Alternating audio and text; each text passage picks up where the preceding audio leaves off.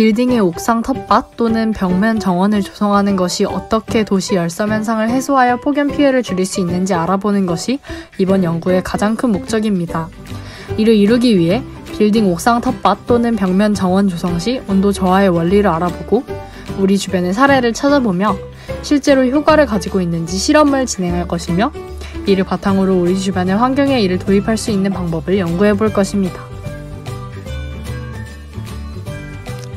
먼저 현재 우리 사회에 문제가 되고 있는 도시 열섬 현상이란 산업 발달로 도시화가 진행됨에 따라 난방시설과 자동차 열 등 인공열의 발생으로 도심 지역이 주변보다 온도가 높아지는 현상입니다. 안개와 강수량은 증가하고 습도, 일사량, 풍속은 감소하는 결과를 가져옵니다.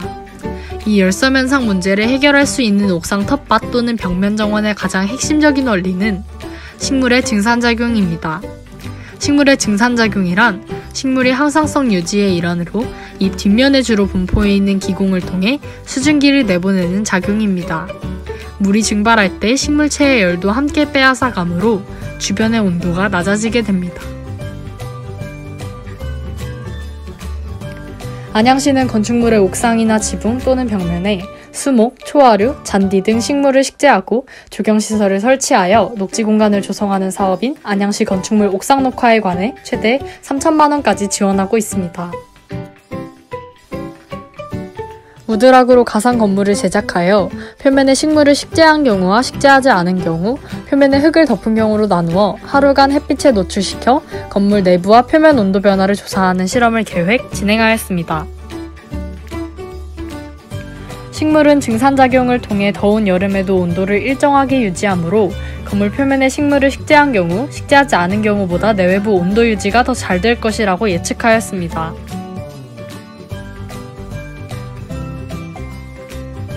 우드락으로 가로, 세로 높이가 각각 45cm인 가상 건물을 3개 제작하였습니다.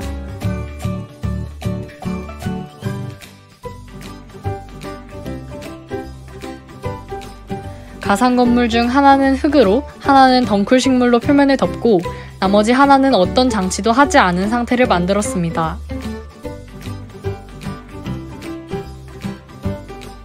실험은 9월 27일, 10월 10일 총 2회 실시하였습니다. 9월 27일자 실험에서는 1시간 동안 10분마다 한 번씩 가상 건물의 표면과 내부 온도를 측정하였습니다.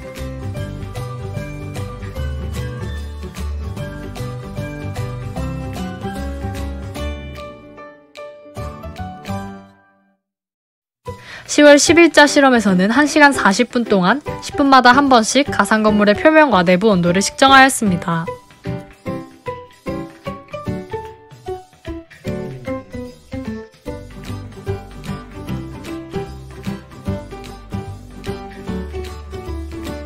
그래프를 보시면 실외 온도의 경우 차이가 미미하지만 식물을 설치한 건물이 다른 건물에 비해 온도가 낮게 유지됨을 볼 수 있습니다. 실내 온도의 경우 세 가지가 모두 비슷했지만 11시 45분과 12시 정각 사이에 흙에 물을 부었을 때 온도가 갑자기 내려간 것을 볼 수 있습니다. 실내 온도의 경우 각 경우에서 온도 차이가 미미하고 오히려 식물 설치 건물의 온도가 다소 높게 측정되었지만 실외 온도의 경우에는 식물 설치 건물의 온도가 확연히 낮은 모습을 볼 수 있습니다. 지금까지의 연구 활동들을 정리해보자면 먼저 저희는 실험 전 연구를 통해 옥상 텃밭 또는 벽면 정원의 필요성과 이론적 배경에 대해 조사하였습니다. 이후 실험을 진행하여 건물의 옥상 텃밭이나 벽면 정원을 조성한다면 그렇지 않을 때보다 건물 내외부의 온도가 내려간다는 것을 확인할 수 있었습니다.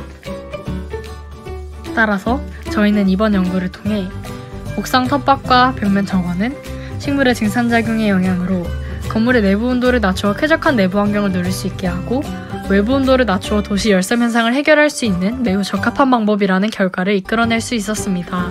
나라 인구의 대부분이 도시에 사는 지금 저희는 오랫동안 쾌적하고 안전한 생활을 누리기 위해서 지속 가능한 생활 방식에 대해 고민해야 한다고 생각합니다. 모두의 생활을 완전히 바꾸는 것이 아니더라도 도심 녹화와 같은 생활의 작은 변화를 통해 환경을 지키는 노력을 이어나가야 합니다.